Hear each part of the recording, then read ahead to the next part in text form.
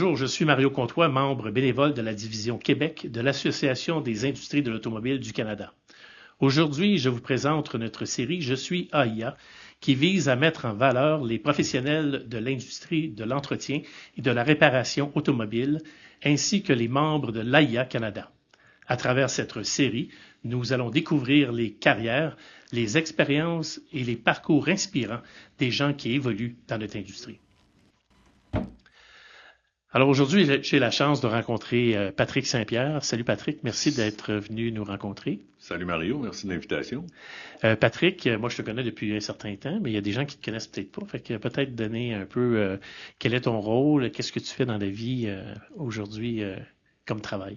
Est-ce que tu veux mon rôle, travail de jour, AIA ou... Plus, non, ton vrai travail. D'accord, mon vrai travail. Donc, je suis directeur des ventes pour Entrepôt de Montréal, Groupe Monaco. Parfait. Puis là, ça consiste à quoi une journée typique ou c'est quoi les responsabilités d'un gars comme ton rôle que tu as aujourd'hui? Bon, dans les ventes, ce sont les chiffres qui nous motivent. Donc, la journée type va commencer par une révision des rapports de vente, client par client, voir qu'est-ce qui se passe, est-ce qu'on a des hausses, est-ce qu'on a des baisses, est-ce qu'il y a quelque chose d'anormal. Puis suite à ça, c'est harmoniser les besoins de nos clients avec l'offre de nos fournisseurs. Donc, ça semble simple, mais ça ne l'est pas toujours. Tu as des employés à ta charge, j'imagine? Oui, effectivement. Fait que les grands challenges d'une job comme que tu as la tienne aujourd'hui, c'est quoi? Il y en a quand même quelques-uns. Je te dirais, l'intégration d'une nouvelle génération est pas toujours facile. Les gens d'expérience qui sont là depuis longtemps ont leur façon de faire. Et faut s'adapter comme gestionnaire aux nouvelles demandes. C'est des gens hyper performants, mais c'est juste différent. OK. Ça fait longtemps que tu es dans l'industrie? Ça fait combien d'années que tu es dans l'industrie? Plus de 30 ans. Je te suis de loin, mais je te suis quand même. Oui, je te suis quand même, voilà. Et puis, tu es rentré comment dans l'industrie? Comment tu as fait de connaître l'après-marché? Comment? Ouais, hasard un petit peu total. J'ai terminé mon bac en économie fin des années 80 et le marché du travail était catastrophique. Donc, je me suis lancé avec mon meilleur ami qui était avocat, qui avait lui-même pas de travail. On a décidé de rénover des immeubles, imagine-toi donc. OK. Fait que je faisais ça le jour, puis le soir, je me suis dit, tiens, question de me faire la main, je vais travailler pour une compagnie de rénovation. Commence à vendre des projets de rénovation. Je me retrouve au salon de l'habitation à l'époque. Et puis, je rencontre un type qui avait un col roulé avec l'inscription Walker dessus. Okay. Et j'avais lu un article sur Tenneco, qui était la maison mère de Walker. Commence à parler au type. Le type, il me dit, écoute, j'ai presque engagé quelqu'un, mais tu as un profil qui me semble intéressant, il faudrait qu'on se parle. Fait que c'est un hasard total et complet. Dans un salon de foire d'exposants, tu rencontres quelqu'un, puis là, tu trouves une job chez Tenneco. Tu étais là assez longtemps? Ouais, presque 25 ans. Quand même. J'ai débuté comme représentant. Excuse-moi, par la suite, je me suis occupé poids lourds et pièces du Canada. Donc, ça a été une belle expérience aussi. Les maritimes, c'est un marché que je connaissais moins. Fait que ça m'a permis d'évoluer, faire les choses différemment aussi, parce que plus on va vers l'est, plus le rythme est, je dirais, au rythme des marées. Oh. Fait que, oui, c'est poétique. Le soleil se lève quand même à l'est. Oui, le soleil se lève à l'est, effectivement. Mais c'est une façon différente de travailler. Fait que j'ai beaucoup appris en travaillant aussi avec ces gens-là. Ça te sert encore aujourd'hui? Oui, absolument. OK. Puis là, tu as fait un switch, dans le fond, de Tenneco vers un distributeur. Oui. Puis j'ai eu la chance de pouvoir choisir jusqu'à un certain point, là, sans prétention. J'avais eu quand même quelques offres. Et puis, tu faisais ça parce que vous vendiez à peu près à tous les distributeurs. Oui. Puis mon employeur actuel, je les connaissais depuis longtemps. Puis évoluer dans une multinationale, c'est très bien. C'est une belle école, mais c'est rigide. Puis c'était une multinationale, là, Tenneco. Effectivement, on parlait de plusieurs... Fait que tu voyais les plus et les moins. Je voyais les plus et les moins. Okay. Et puis, d'aller avec une PME, je trouvais ça hyper rafraîchissant parce que c'est complètement différent. Décision rapide, directement à la source. Effectivement, déstabilisant un peu parce que quand tu pars d'un environnement très cadré, très structuré, tu tombes dans une PME, ça a pris quelques mois pour m'habituer, mais ça a été très rafraîchissant. Puis tu as fait ce switch-là parce que tu es arrivé à la conclusion chez Tenneco? En fait, c'est eux qui sont arrivés à la conclusion qu'il y avait des postes à abolir. Okay. Donc, à À l'époque, il y avait une équipe de vente Napa, une équipe de vente ce qu'on appelait traditionnelle. Et puis, ça a été des années un petit peu plus difficiles. Donc, il y a une rationalisation. Okay. Donc, mon poste a été aboli. Mais ma période inactive a été assez courte parce que on m'a donc congédié à 8h30 le matin et à 9h15, je recevais un appel de mon employeur actuel qui dit « il faut qu'on se parle ». J'ai été techniquement 45 minutes en chômage. Techniquement, ils ont eu une source assez sûre. Oui, probablement qu'il y a eu une source assez sûre. Que les gens voulaient peut-être te replacer là. Oui. Qu'est-ce que tu apprécies, qu'est-ce que tu aimes le plus de l'industrie ou de ta job? Ça bouge. Ouais. C'est sûr que si tu veux travailler avec des horaires précis puis des plans très rigides, t'es pas au bon endroit. La compétition aussi, ça a l'air de rien, mais ce qui fait qu'on se lève le matin puis je pense que ce qui me fait beaucoup apprécier le travail, c'est la féroce compétition. Après le marché de l'habitation, c'est le deuxième secteur au Canada où il y a le plus d'argent. Donc, c'est la guerre, c'est la jungle, mais ça, je trouve ça génial. Et tout change rapidement. Puis c'est drôle que tu dises ça parce qu'après ça, parce que maintenant, tu as connu comment l'IA, parce que je vais arriver à t'amener vers l'IA. Oui. Tu as connu comment l'IA, qu'est-ce que tu savais de l'association, comment c'était quoi tes premiers contacts avec l'IA? À l'époque, j'allais aux activités annuelles là, qui étaient soit les grands forums. Les soirées boosters. Effectivement. Et puis, quelqu'un qu'on connaît les deux, Carole Chartrand, qui m'a dit sais-tu, je pense que je te verrai à l'IA. Ma première perception, c'est je savais pas trop ce que c'était, je savais pas trop ce que je ferais là. Mais finalement, en rencontrant ces gens-là, puis en travaillant avec Carole, je me suis amusé. Puis j'ai compris l'importance aussi. C'est une industrie qui est très généreuse. Peut-être mon côté fleur bleue, mais je trouvais que c'était important de redonner à l'industrie parce que si on met pas du temps pour nous faire avancer, on va avoir un problème. C'est drôle, je reviens à ta citation, de dire que c'est la jungle, on se bat, mais à l'association, tous les gens qui sont des concurrents dans la vie sont assis à l'entour de la table. Et c'est une richesse, parce que quand je parle à des gens d'autres industries, puis je leur explique qu'entre concurrents, effectivement, on est capable de se parler, de travailler pour le bien commun de l'industrie, je me fais dire, tu sais pas la chance que tu as. Parce que dans plusieurs industries... Ça n'existe pas, ça? Ils se parlent même pas. Okay. Et puis quand je travaillais pour une multinationale américaine, on me disait, parle pas à ton concurrent parce qu'ils vont enlever de la nourriture sur l'assiette de tes enfants. J'ai un petit peu de misère avec cette approche-là. Okay. Puis qu'est-ce qui t'a, dans le fond, c'est quoi les grands projets de l'IA tu trouves que c'est important de débattre puis aussi de protéger ou de travailler pour faire avancer l'industrie? On a quand même une pression importante de la part des concessionnaires, des manufacturiers automobiles. Je crois à la libre concurrence. Donc, ça nous prend les outils, puis ça nous prend les gens pour défendre nos intérêts. Et si le consommateur va aller chez le concessionnaire, grand bien lui fasse. Mm-hmm. Mais il faut pouvoir offrir une option, il faut pouvoir offrir une alternative. Et plus on va en région, plus on va à l'extérieur, mais plus c'est important parce qu'il y a moins de concessionnaires, parce qu'il y a moins de population.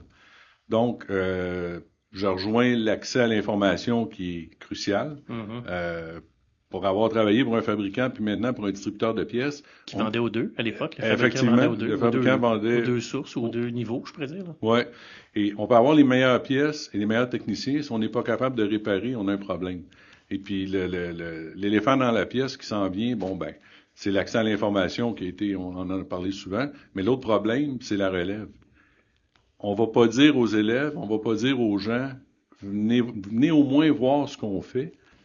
On a une perception négative, malheureusement, puis les concessionnaires, eux, sont organisés, ils ont des structures provinciales, des structures à Montréal aussi, et ils ont des gens à temps plein qui font ça. Fait que c'est un combat inégal, mais on se doit, sinon on est en péril. À long terme. Effectivement. Puis pas juste les ateliers qui vont être en péril, et de toute façon, les ateliers vont acheter des produits à une source A, B ou C, c'est beaucoup plus par rapport au magasin, la distribution, puis tout ce qui était le traditionnel qu'on va appeler. On dépend tous de l'atelier qui installe le produit. Ouais. Puis tu as entièrement raison. Je veux dire, la chaîne d'approvisionnement dépend de ça. Si l'atelier achète, merveilleux. Si l'atelier arrête d'acheter, on a un problème. Exact. On va parler de relève. Oui. Donc, c'est un de tes bébés, que je pourrais dire, que tu as été un investigateur des journées où ce qu'on va dans les écoles. Donc, tu crois beaucoup à notre présence auprès des jeunes, qui est la prochaine génération. Oui. J'ai débuté ça il y a je te dirais une dizaine d'années avec Elisabeth Lambert. On a commencé ça vraiment sur une idée un peu farfelue. On s'est dit, les élèves ne nous connaissent pas. Souvent, les professeurs ont un lien plus naturel envers les concessionnaires, moi avec eux. Allons les voir, puis allons expliquer ce qu'on fait. Donc, on regroupe des gens de l'industrie, on regroupe des propriétaires d'ateliers, puis on fait une espèce de speed dating inversé où nous, on vend l'industrie, puis après ça, on prend des ateliers mécaniques ou des gestionnaires de magasins qui disent, on a besoin de vous, on a besoin de stagiaires, on a besoin de relève. C'est pas toujours évident parce que le plus grand défi, c'est de prendre un propriétaire d'atelier mécanique et lui dire, on va te mettre devant une salle de 80 personnes pour que tu t'expliques puis pourquoi on devrait travailler chez toi. C'est pas toujours facile. C'est pas naturel, ça, dans la majorité des gens. Mais cette année, on vient de faire l'édition 2026. On a fait 14 centres de distribution. On part de Gatineau jusqu'à Matane. C'est une machine. C'est le mois de l'AIA. Fait qu'effectivement, c'est une de mes grandes fiertés, si tu veux, au niveau de l'AIA, d'avoir bâti ça avec Elisabeth. T'espères qu'un jour, qu'on soit capable d'aller rejoindre tous les centres de formation professionnelle? Ultimement, c'était le but. Okay. Sauf que ça va nous prendre du bénévole. C'est exactement ça. Des propriétaires d'ateliers, des gens qui sont de l'industrie, qui vont venir témoigner d'un fond, puis répondre aux questions des jeunes, dire c'est quoi l'avenir, ça a-tu de l'allure? Pourquoi tu penses que les professeurs sont plus par rapport aux concessionnaires automobiles? C'est-tu parce qu'ils sont plus présents tout simplement dans les écoles? Je pense qu'il y a une présence, mais il y a souvent, c'est des gens qui ont évolué dans les concessions, qui sont trouvés dans les centres de formation professionnelle, plus que des gens d'ateliers indépendants, de façon générale. OK. Mais aussi, nos propriétaires d'ateliers, c'est souvent des gens qui ont été dans un centre de formation, puis après ça, ils ont travaillé dans des dealers, puis après ça, sont venus dans l'après-marché. Ouais. C'est un peu l'évolution, en tout cas pour certains. Ouais. C'est le chemin parcouru là, pour arriver avant de devenir propriétaire d'un atelier indépendant, d'être capable de s'acheter une entreprise. Là. Ce qu'on entend aussi des centres de formation, c'est souvent, on a des appels d'ateliers indépendants qui me disent « j'ai besoin d'un bon tech », mais on n'a jamais entendu parler de cet atelier-là, puis il s'est jamais présenté chez nous. Fait que c'est un peu illusoire de penser que parce que l'atelier ABC a besoin d'un tech qui appelle au centre de formation, c'est une bonne idée, Mario, je vais t'envoyer mon meilleur. Ben ouais. Fait que ça doit se cultiver, puis on peut pas y aller seulement une fois, faut répéter. Il faut y aller, il faut s'impliquer. Faire partie de l'équation, puis avec le temps, et ça commence, on commence à avoir des appels disant, sais-tu, j'ai un bon tech qui, lui, pourrait travailler dans un atelier indépendant, qui a un intérêt de repreneur, d'entrepreneuriat.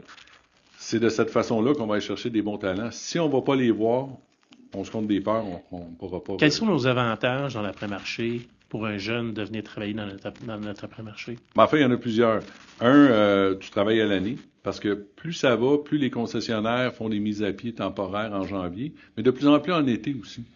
Étant donné qu'ils sont très, très, très segmentés, souvent dans les environnements syndiqués aussi, c'est le dernier rentré qui se fait mettre à pied en premier. L'autre chose, c'est que plus ça va, plus ce sont des réseaux de multi-concessionnaires. Donc, le propriétaire, probablement que tu le verras jamais. Tandis que dans un atelier mécanique indépendant, tu travailles à chaque jour avec un propriétaire. Il va te passer les trucs du métier, puis tu as une relation qui est beaucoup plus humaine. On avait souvent des défis au niveau de disparité salariale entre les deux, mais ce qu'on voit récemment, c'est que l'écart se rétrécit. Puis dans les ateliers indépendants, on a, oui, des salaires concurrentiels, mais des réels collectifs, des programmes d'assurance aussi.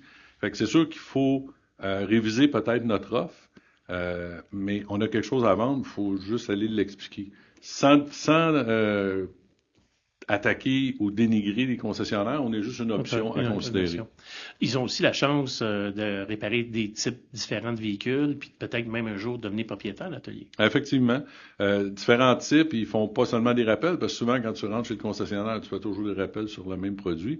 Puis l'instinct de diagnostic risque d'être plus fort dans un atelier indépendant que dans un concessionnaire où tu sais que tel modèle de Nissan, c'est toujours la même fil qui brise, tu vas presque le faire machinalement. Est-ce qu'on pourrait dire que c'est plus familial aussi, le fait d'embarquer dans un atelier dépendant où en principe, il y a des bonnes familles, des moins bonnes familles? Oui. Ça reste quand même, c'est familial et on va avoir une connectivité un peu plus comme une famille. Oui, puis c'est sûr que tous les ateliers indépendants sont pas tous bons. Sont pas tous bons, faut pas se compter de peur, là. Mais effectivement, le lien familial est beaucoup plus proche que dans une entreprise qui a tendance à devenir vraiment multiconcessionnaire, puis éventuellement, on se demande si ça ne sera pas un lien direct manufacturier-consommateur. On commence à voir ça, entre autres aux États-Unis. Donc, tu parles de ça, dans le fond, c'est une de mes prochaines questions. C'est quoi tu vois comme challenge qu'on a dans notre industrie à moyen et long terme? Je vais être obligé de te répéter toujours les mêmes choses. Accès à l'information, relève, consolidation aussi. Autant au niveau de la distribution que des ateliers mécaniques, il y a une consolidation naturelle, je pense, qui se fait parce qu'il y a un manque de repreneurs. Souvent, l'atelier mécanique a des bons employés, a des bons clients, fait des profits, mais il n'y a personne qui veut reprendre. Et si on cultive pas l'entrepreneurship, on s'achète des problèmes. Dans la carrosserie, c'était encore pire. On parle C'est plus rapide, on dirait. Ben, c'est que la moyenne d'âge est encore plus élevée et le reprenariat semble encore plus difficile, probablement à cause de ça. Mais il y a aussi le donneur d'ordre, qui est l'assureur. Il y en a beaucoup moins. Ouais. Il dicte un petit peu le marché quand même, très différent d'un atelier de réparation qui, lui, fait affaire plus à des consommateurs. Ouais. Technologie véhicule électrique ADAS, ça dit quoi pour toi? Il y a eu quand même des projets intéressants pour aider, dans le fond, les gens qui sont dans l'après-marché à se former sur la nouvelle technologie. Oui. Véhicule électrique, il y a eu beaucoup d'initiatives et de temps de passer là-dessus dans l'industrie. On a eu l'oreille du gouvernement parce qu'on avait un gouvernement favorable à l'électrification. C'est bien, mais je pense qu'on est peut-être allé un peu rapidement par rapport à ce que le marché... remarque qu'on ne le savait pas vraiment, là, mais le marché semble pas s'être adapté si rapidement que ce qu'on aurait voulu. C'est pas une révolution, c'est une évolution. C'est une évolution. Puis, à mon humble avis, mais ça risque d'être un mélange véhicule électrique, véhicule hybride, véhicule à combustion, véhicule diesel. Et les premiers qui ont été formés en véhicule électrique, ben déjà, on devrait les mettre à jour. Fait qu'il faut les ramener sur les bancs d'école pour les reformer encore.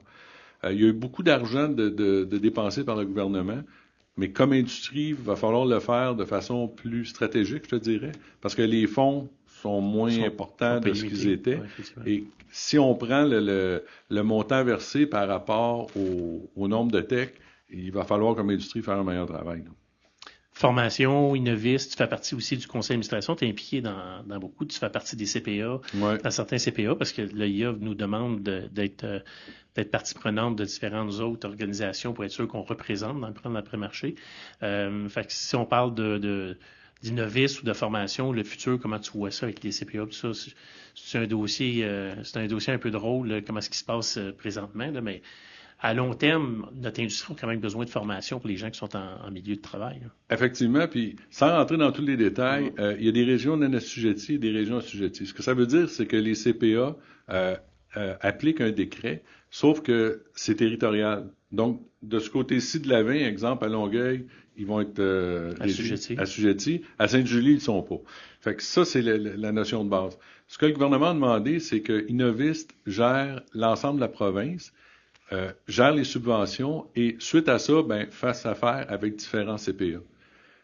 Les CPA sont hyper importants parce que ce sont des gens, oui, qui appliquent le décret, mais sont très investis en formation. On a différents CPA qui ont des centres de formation et bien équipés puis qui performent bien. Effectivement, fait que ça permet d'avoir des gens en formation continue. Puis l'ADAS fait partie de ça. Mais tout ce qui est perfectionnement. On va parler de voitures autonomes dans quelques années. Il faut être capable de réparer ce genre de véhicule-là. Oui, absolument. Puis le DEP forme pas un technicien aguerri. Le DEP forme un bon apprenti. Ça, il faut bien comprendre ça.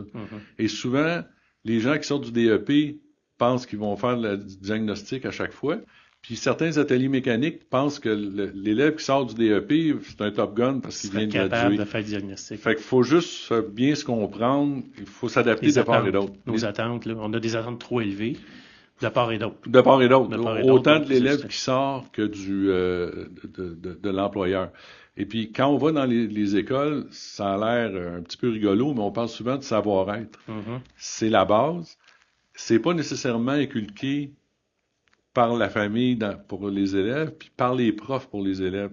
Et des choses de base comme arriver à l'heure, savoir-être, savoir-faire. Fait que pas présumer que notre élève est complètement formé quand il arrive chez nous, puis ben l'élève, faut qu'il sache qu'il va faire des pneus pendant le rush. Il faudrait se souvenir de notre première journée quand on est rentré dans un atelier, on n'a pas fait ce qu'on voulait. Là.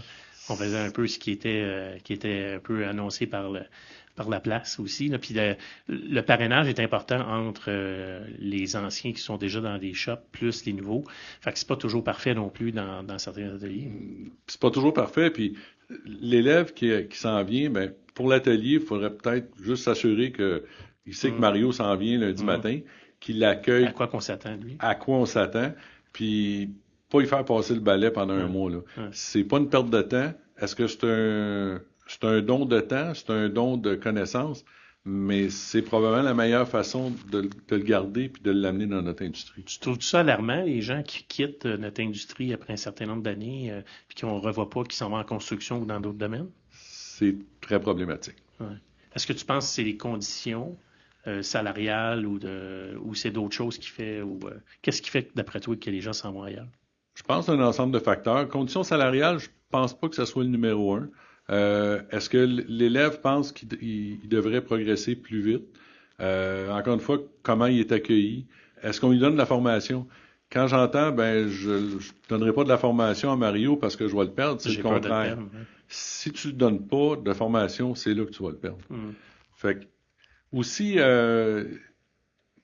peut-être un peu plus délicat, mais les élèves qui rentrent dans le DEP n'ont pas nécessairement toujours les capacités pour devenir des techniciens aguerris. Il y en a qui peuvent être des hommes de service ou filles de service, et c'est très correct. Fait que, c'est pas tout le monde qui va donner des Master Tech, là. C'est clair. On a un problème si c'en est tous. C'est un peu ça. Donc, au niveau de la formation, est-ce que les centres de formation les guident ou dirigent ou disent, sais-tu, toi, tu as un potentiel, tu devrais faire un AEP en véhicule électrique, mais toi, c'est peut-être plus difficile, peut-être plus aller vers homme de service. Puis on en a besoin, puis c'est correct, là, sans rien dénigrer, mais pour que ça soit clair pour tous. Est-ce que tu penses que vraiment nos conditions s'améliorent à être compétitifs avec les concessionnaires automobiles aujourd'hui dans l'après-marché? Oui, heureusement. Puis ce qui nous aide, ça a l'air drôle, c'est le taux horaire du concessionnaire. Si le taux horaire du concessionnaire augmente et comme atelier indépendant, on ne suit pas, on ne se rend pas service, parce que notre consommateur veut un bon rapport qualité-prix. Mais si on est trop loin, il va se dire, qu'est-ce que je vois pas? Il y a un doute là, qui s'installe. C'est ça. Est-ce que c'est un problème de compétence? Est-ce que c'est un niveau d'équipement? Fait que, heureusement, le marché nous tire vers le haut. Puis, grâce à ça, on est capable d'offrir des conditions plus intéressantes, autant à l'entrée que pour des techniciens puis on n'a plus le choix non plus avec la technologie, que ce soit la formation, l'outillage, l'équipement, on a besoin de renouveler aussi dans l'atelier. Donc, on n'a pas le choix de suivre aussi la parade, sinon on va être éliminé. Là. Puis d'aller chercher des gens qui ont la soif d'apprendre. C'est une industrie qui évolue assez rapidement, c'est un thrill, c'est merveilleux. Sauf que si tu arrêtes d'apprendre, tu vas te faire déclasser par la force des choses. Est-ce que tu vois des manufacturiers qui sont plus ouverts à partager l'information aujourd'hui avec le droit à la réparation que tu voyais avant, où il y a encore beaucoup de réticence de la majorité des manufacturiers à donner l'information aux ateliers dépendants? C'est variable. Au début, exemple, les Coréens, Hyundai, Kia, ils étaient les plus ouverts. Là, ils ont viré leur capot, ils viennent plus serrés. Des manufacturiers qui étaient moins ouverts, à cause des démarches, à cause de la réglementation, ont tendance à plus s'ouvrir. Mais il y a quand même des inéquités. Pourquoi un technicien aux États-Unis a plus d'informations chez Mercedes qu'un technicien au Canada pour le même véhicule? C'est une aberration. Fait que nos politiciens ont besoin d'avoir plus de dents, puis c'est un des rôles de l'AIA, c'est de faire du démarchage autant au provincial qu'au fédéral, où on va rencontrer des politiciens, où on leur explique justement le droit de choisir, l'importance de l'accès à l'information. Donc, la loi qui a été passée, qui est adoptée par le Québec avec l'Office de la protection du consommateur, on s'attend que les ateliers ou les consommateurs portent plainte lorsqu'ils ne sont pas capables d'accéder à cette donnée-là. Là. Et c'est l'autre défi, parce que malheureusement peu connu, mais le Québec a été fait figure de pionnier.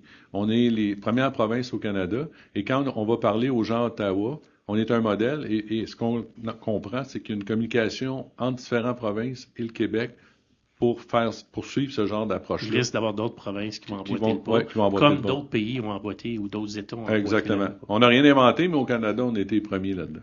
Et c'est grâce, entre autres, à l'AIA, qui est à la commission parlementaire et qui a sensibilisé les politiciens pour l'inclure avec la loi de la protection du consommateur. Et j'appelle aux gens que les députés ont voté d'une façon unanime cette loi-là. Alors, je pense qu'ils sont aussi conscients en tant que consommateurs.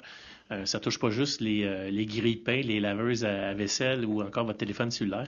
Il y a une partie qui touche l'automobile pour s'assurer qu'on ait accès à l'information, que les pièces aussi soient disponibles pour un certain temps dans l'après-marché, puis les fameux citrons là, des véhicules qui sont redondants avec les réparations pour être capable qu'il y ait un recours pour les consommateurs versus les fabricants automobiles. Ce qui résonne aussi chez les politiciens, c'est le pouvoir d'achat. Ils voient bien que les électeurs en arrachent, c'est difficile. Et c'est là qu'on a une solution intéressante de, oui, le droit de choisir, mais offrir une qualité de service plus accessible versus le concessionnaire. Souvent, on va travailler sur des véhicules plus vieux, mais c'est grâce à nous que le consommateur peut continuer justement d'utiliser son véhicule. Si on n'est pas là, surtout encore une fois en région, ça devient problématique. S'il n'y a personne pour l'entretenir, les gens n'ont plus de mobilité. C'est d'ailleurs ce que vous représentez lorsque vous allez à Ottawa ou à Québec, aller voir des députés ou des ministres ou des sénateurs pour dire c'est quoi notre industrie, c'est quoi l'importance que le client ait le droit, dans le fond, à l'endroit de son choix pour la réparation automobile. Et on est très mal connu parce qu'il y a beaucoup de bureaux-chefs au Québec dans la distribution de pièces. Ouais. Et la perception des politiciens, c'est que c'est tout en Ontario. Mais quand tu leur dis qu'on a des membres hyper importants dont le bureau-chef est au Québec, ils ne le savent pas. Mais c'est pas à cause d'eux, c'est nous comme industrie. On ne s'est pas vanté ou on ne s'est pas vendu. Exactement. Puis ça, je trouve ça préoccupant. En terminant, qu'est-ce que tu donnerais comme conseil ou comment tu parles à quelqu'un qui n'est pas dans l'industrie, tu veux l'attirer dans l'industrie, c'est quoi les avantages ou qu'est-ce qui ferait que cet individu-là viendrait travailler dans notre industrie? Ça bouge. Féroce compétition. Moi, personnellement, je trouve ça motivant. Une industrie qui se tient. Une industrie de bédaine à bédaine. On a encore la chance d'avoir une relation très proche de nos clients. C'est pas des amis, mais presque. Et puis, c'est une relation de confiance précieuse et humaine. Puis ça, c'est un privilège qu'on a comme industrie qu'on se doit de défendre. C'est une industrie où on gagne bien notre vie. Tu sais, comme on disait, on est deuxième après l'industrie de la construction. Est-ce que c'est beaucoup de travail? Oui. Est-ce que ça va être facile? Non. Mais tu peux bien grandir, puis très bien vivre. D'une façon stimulante et faire affaire avec des passionnés. Exactement. Ça, c'est clair et net. Autour de la table, je sais pas si c'est le sang latin, là, mais disons qu'on sent la passion dans la salle. Écoute, Patrick, merci beaucoup pour ton temps. Merci d'avoir passé à nos studios pour nous parler un peu de ton implication avec l'IA. Puis tu es un excellent porte-parole. Je te remercie pour toute l'énergie que tu mets à aider l'après-marché au nom de tous les ateliers et les magasins et les distributeurs. Merci, Mario. Merci.